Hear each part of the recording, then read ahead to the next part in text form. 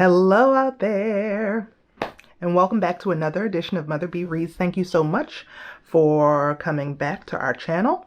And here is your reward. Another fantastic read. Yay! So today I'm reading one of my very favorite books. And it's one of my very favorite books because it kind of sounds like a song when you read it. At least I think so. Well, you be the judge. Today we're reading Trombone Shorty by Trombone Shorty Andrews and illustrated by Bryan Collier.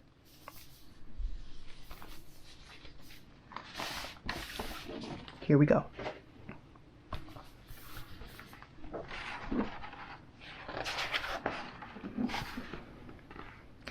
Where you at? Where you at?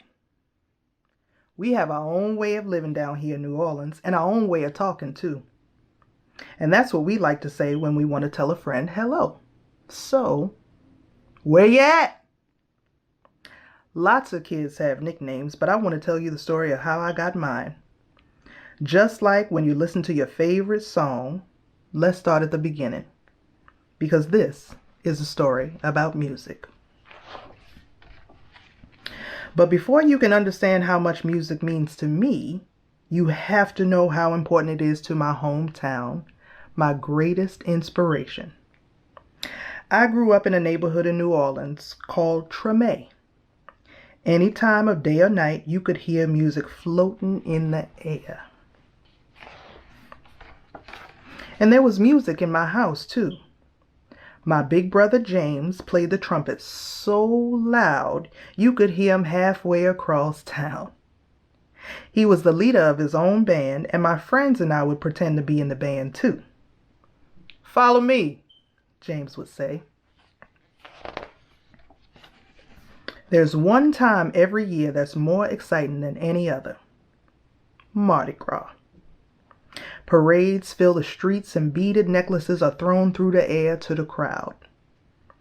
I love the brass bands with their own trumpets, trombones, saxophones, and the biggest brass instrument of them all, the tuba, which rested over the musician's head like an elephant's trunk. "Where you at? Where you at?" the musicians would call.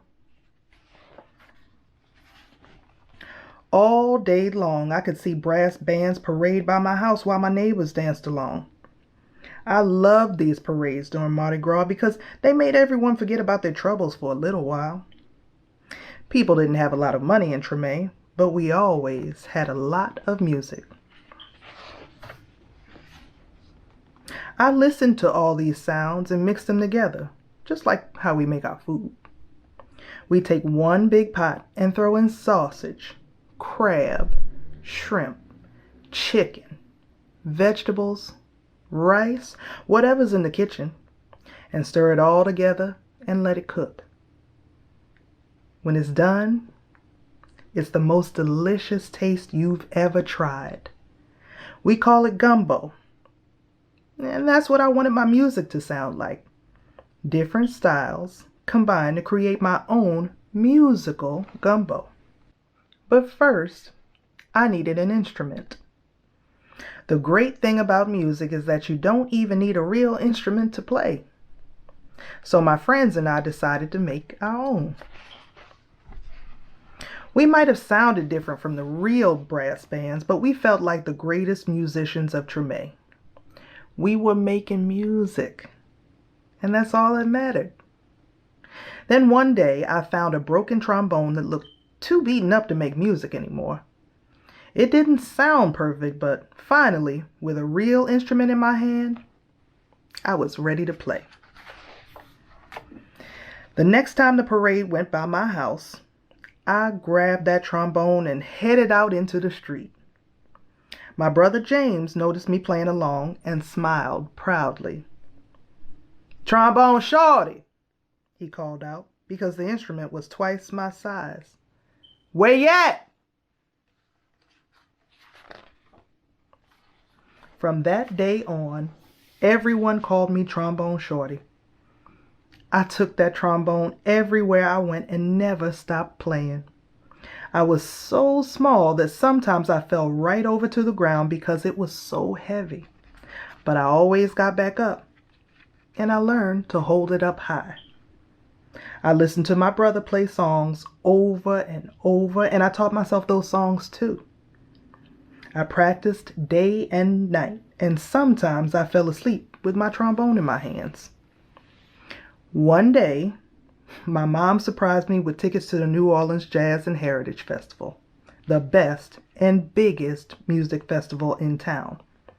We went to see Bo Diddley, who my mom said was one of the most important musicians of all time. As I watched him on stage, I raised my trombone to my lips and started to play along. He stopped his band in the middle of the song and asked the crowd, "Who's that playing out there?"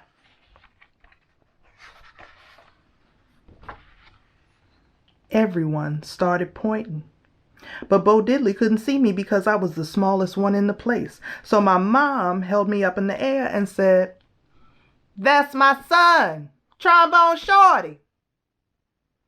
"Well, Trombone Shorty, come on up here," Bo Diddley said. The crowd passed me overhead until I was standing on the stage next to Bo Diddley himself. I walked right up to the microphone and held my trombone high up in the air, ready to blow. "What do you want to play?" Bo Diddley asked. "Follow me," I said. After I played with Bo Diddley, I knew I was ready to have my own band. I got my friends together and we called ourselves the 5 o'clock band because that was the time we went out to play each day after finishing our homework. We played all around New Orleans. I practiced and practiced, and soon my brother James asked me to join his band. When people wondered who the kid in his band was, he'd proudly say, "That's my little brother, Trombone Shorty. Where you at?" And now I have my own band called Trombone Shorty and Orleans Avenue, named after a street in Treme. I've played all around the world, but I always come back home to New Orleans. And when I'm home, I make sure to keep my eyes on the younger musicians in town and help them out, just like my brother did for me. Today, I play at the same New Orleans Jazz Festival where I once played with Bo Diddley. And when the performance ends, I lead a parade of musicians around, just like I used to do in the streets of Treme with my friends. "Where you at? Where you at?" I still keep my trombone in my hands, and I will never let it go. So what did you think? Does it sound like a song to you? Maybe a little bit. Okay. You know, I do sometimes see people and wonder, how did you become the person who you are today? Has that ever happened to you? Trombone Shorty wrote a whole book to tell us how he got his nickname. And it kind of makes me think. What's your name? Do you have a nickname? Who gave it to you? What does it mean? Who are you? And who do you want to be? So I think those are really fun questions to sit and think about when you have a chance to. And maybe we can both do that in the meanwhile until we get together again. Thank you so much for joining me in another edition of Mother Bee Reads. I will see you next time. Bye.